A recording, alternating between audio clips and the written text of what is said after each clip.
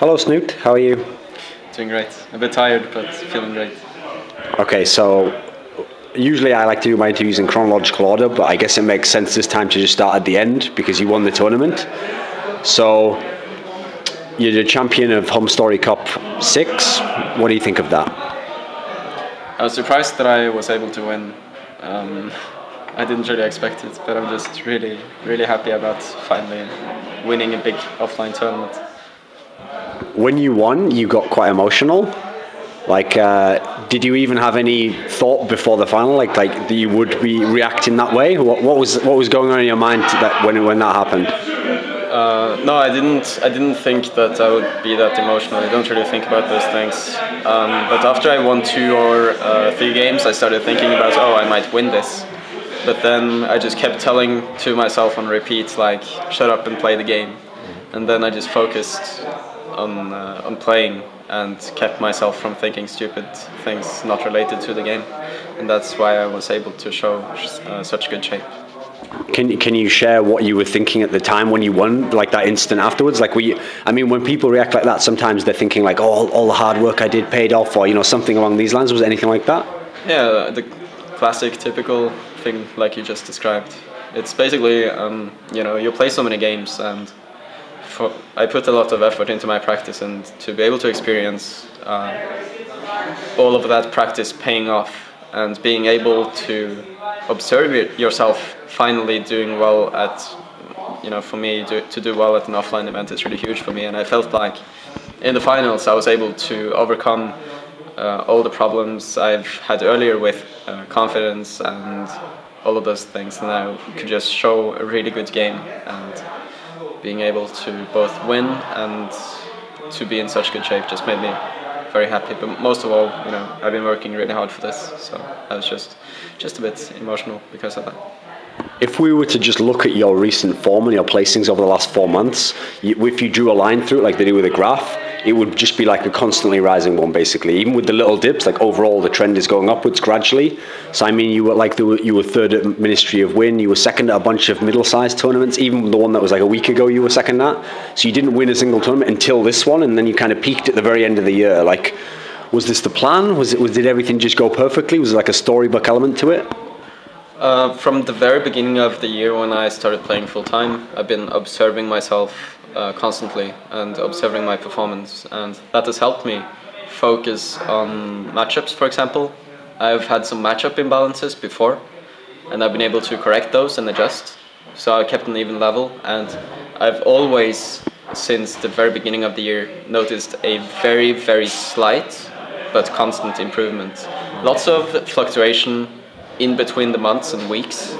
Like I looked at the graphs at my win rate and checked statistics in SE2 gears and all those kind of things, and every month would always look like really turbulent. But if I looked at the big picture for every month, you would just see that my results just gradually, every month was like 1% better than the previous one. And that's being able to observe that improvement has added to my confidence that, okay, I'm on the track of something right. I might not be as talented or rapidly improving as other players, but eventually I've just learned to not think about the others and just focus on my own thing, do my own thing. And now I don't care anymore, and it's just working out great for me. How quickly did the practice actually show up in the tournament results? Was it really the case that at IPL you were at a similar level that you are now, you just couldn't show it in the final placings? Did you literally get this good since the last tournament at the Thor Open? What do you think? It all adds up. Playing offline is very different, and I feel like at IPL 5 I did okay. I felt like I could do better. It was my first time playing on main stage in the booth, for example, against Bomber. And at Thor Open I was just demolished by Vortex. I wasn't really feeling that good at that tournament itself. It was a bit early in the day, and I'm not going to list up lots of excuses, but I wasn't feeling as great as I did here today. So I guess this was just me being in good shape at the peak inside this month, and and also it's me just being I've improved so much over the year, so you have that plus the peak performance. So. It's interesting you would say that you feel like everything just was gradually improving as well, because it's the fact. It did. I've observed my results, and the frequency in tournament placings like online, Playhem, etc. The frequency has just steadily climbed. Like, I could observe myself. I always wrote down when I lost in the tournament. If it was round of 32, round of 64, round of 8, if I ever reached the grand finals, I would point that out, and just simply observed everything, even the smallest tournaments like Playhem, and combined that with the ladder stats, and I just looked at it and like, okay, this is slowly getting better. Yeah. Okay, but I mean, what I was going to tack onto there was that when I looked at the people who were eliminating you from tournaments, often when a player's like gradually rising through the ranks, he has like one matchup that keeps being his problem, or one type of like top tier player that's always in his way. But actually, when I looked at the people over the last 4 months, all the races were eliminating you at different stages. You know, like you lost to a couple of Terrans, one like just okay, one really good. You lost to guys like Sage a bunch of times, Protoss. You lost to a bunch of Zergs as well. And so it has seemed like you've actually fixed every one of your matchups to a higher level. Like, was it just practice? Was it just confidence and, like you're saying, learning to play offline? Or do you have some kind of like epiphany about your own style, like something that you fixed? Every time I get eliminated by someone in an offline event, it really hurts, and I try extra hard to fix those mistakes. And the only reason I could 4-0 Symbol today was because Vortex 5 owed me at Thor Open. Okay. And I took every single experience from the Thor Open, and it was in the back of my mind when I was playing these games. And like we saw in the game on Ohana, for example, when Symbol did this all-in with lots of banelings and, you know, roaches, links, that type of pressure, and I tried to take a third. I failed at that at Thor Open because I only had 2 gas, but this time, because of my experience, I remembered, like, it's all about memory and remembering things, and all of the failures just add up to experience, and that made me the player I am today. So, yeah, it's just experience paying off, basically.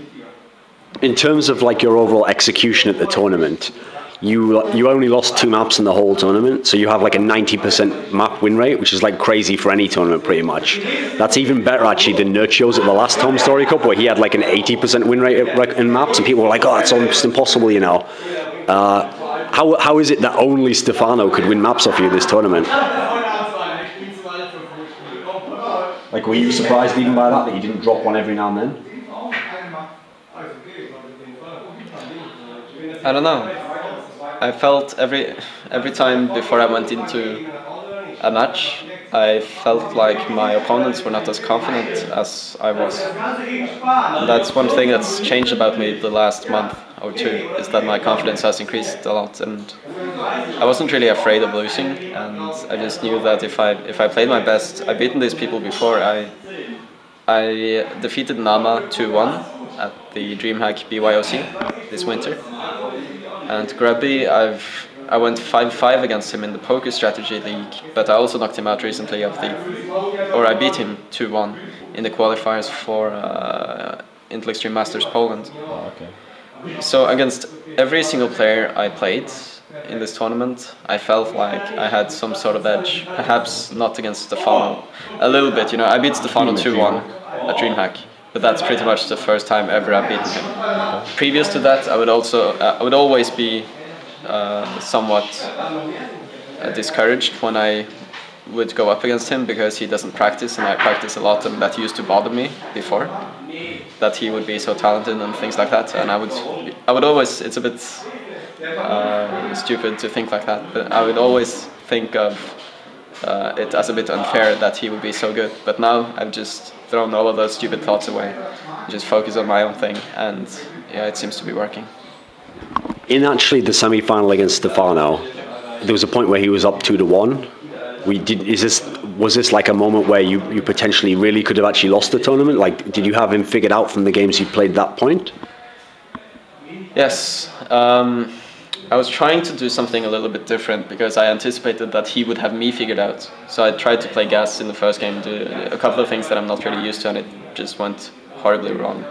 And after that, I just said to myself, okay, let's go back to what I know the best, and if it doesn't work, then it doesn't work, and that's just that. And It turned out to work fine, but then I went down 2-1, like you said, and I was a little bit concerned. But I also remember that, okay, I've beaten this guy before.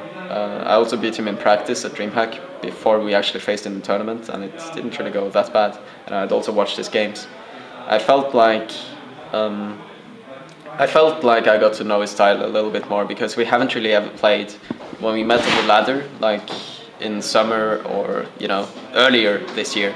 He would always just crush me. Oh, okay. Every single time. I never beat him. So it's only now recently, thanks to my improvements, that I've been able to overcome the challenge that is Stefan. And I think once I really truly become able to play without thinking about what type of player my opponent is, like he's obviously very talented and doesn't work hard, and it's stupid to think like that. And I think this experience made me realize how powerful it can be not to be afraid of your opponent. I wasn't afraid of Symbol. I just focused on doing my own thing. That's extremely powerful when you play StarCraft at this level. When you actually came to play Symbol in the final, since you'd already beat him 2-0 in the group, like for you, I mean, you're saying like it made you confident or whatever. Do you think it made him at all like have a psychological block, or maybe panic in some of his decisions of how he tried to play the series? Because if he lost to you 0-2, then he knows he has to win like 4 maps out of best of 7. Yeah, I think his games against me and his games against TLO, and just Symbol hasn't been doing that well in CVC. He said that to me himself. Oh, okay. So I was like, okay, he's not that confident, and because of that, I was feeling even more confident. So he made it really easy for me, and I think a lot of players are not that good at hiding their insecurities as well as they should, because you give it away to your opponent, and it makes them just trust themselves even more. So Symbol said he was lucky when he beat TLO. I sat next to him and he was like, "Oh, I was just lucky that the all-in worked," that type of thing. Okay. And I just realized that, okay, based on this information, he's probably going to be extremely aggressive, and that's exactly what he did. Game 2, Ohana, huge all-in. Game number 1, he responded with an all-in when he was behind instead of trying to drag it out. And the third game, Cloud Kingdom, did another really aggressive push, and I just barely held. He was very nervous in that game, I believe, or something happened. I was supposed to lose, but yeah. In game 4, I just he was being too greedy. Yeah, he was being too greedy. I think he was, he had tried to be aggressive so many times, and it was just like hitting a wall. And then he tried it the other way around. So I think, he just said so himself, that he wasn't really that confident in the matchup, and that made me feel even better. There was a lot of ZVZ in this tournament, so I wanted to ask you about the general state of ZVZ, because when I look at the last few tournaments, it seems like the results are almost impossible to predict. Like in Thor Open, you completely own Nerdshell, then Vortex to some degree completely owns you. In even Koreans playing each other, if you tossed like Live, Fleenock, Violet all into a little pool and had them play, I mean, it's almost impossible to predict who would win at this point, it seems. Like at this tournament, like Symbol and Stefano can do really badly in ZVZ, then they can like play really close series versus other people. Like, is it really that variable a matchup, you think? Like, what's the key factor that's actually deciding people winning these games?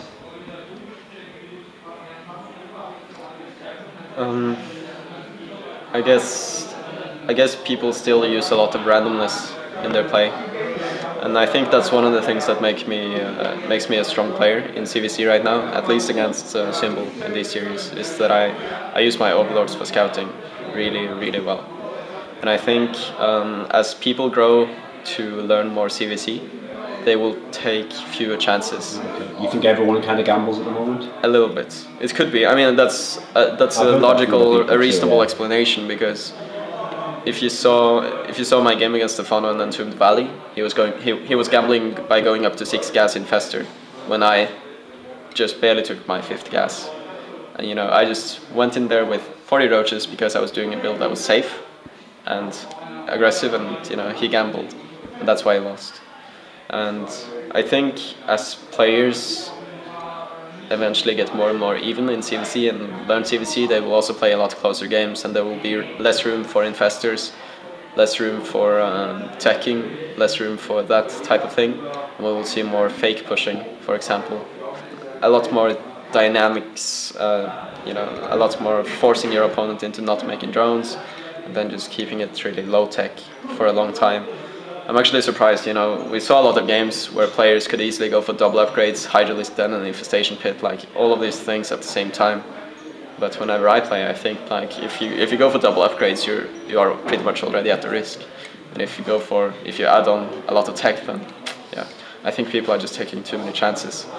That's how I lost to Vortex as well. I took too many chances and I didn't execute my builds properly. So it's all about being safe and trying to get an advantage and just barely outdrawn your opponent. In terms of your actual overall style of play, if someone is being really successful with the Infestor Broodlord combo, unless they're called Stefano, who's like considered like the guy who originated it to a degree, people can easily write them off if they're from another race and go, oh, he's just a patch circle, or he's just doing what everyone else does at the moment. Whereas the interesting thing is, I've talked to a lot of players here, both in interviews and just like off record, and a lot of them like seemed most impressed with you of the fact that you're like not using that sort of a style, in fact, which everyone else is supposedly using. Like they like the fact that you're like really aggressive, you're not just going Infestors all the time, like sometimes you don't even build them. Have you always been using this particular style? Like did you never just like use the old style that the other people are using? Every time I struggled a bit with a matchup, I was looking to other people for inspiration, but all I could see was Infestor Broodlord and Spines. And I just find it so boring to play that style, and I feel like if I play that style I will be figured out by my opponents. And for example, if I go for 4-base Infestor Spine into Broodlords against Protoss, then they can easily figure that out and go for carriers and kill me. I've been playing this style forever, because when I started off playing StarCraft, I used to be a cheesy guy, I used to do a lot of all-ins, I used to be aggressive.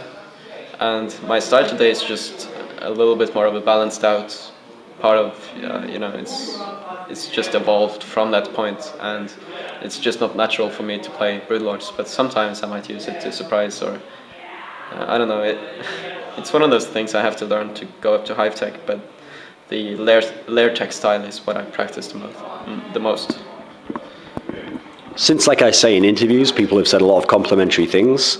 Have you noticed actually just in terms of your peers, like at the tournaments as you've got along and you've been having this success over the last few months, like have the reactions of other players changed towards you? Do you think they respect you more even before this win? I think they respect me a bit more now, especially when they saw my strong CVC. Because it's very difficult to be recognized as a good Zerg player because of the community, and a lot of the pros also have this joke thing going on where it's easy to just say that the Zerg it's a patch Zerg or things like that. So yeah, I definitely got a lot of compliments after my win, and people seem to recognize that I'm a good player now, so yeah, I'm really happy about that.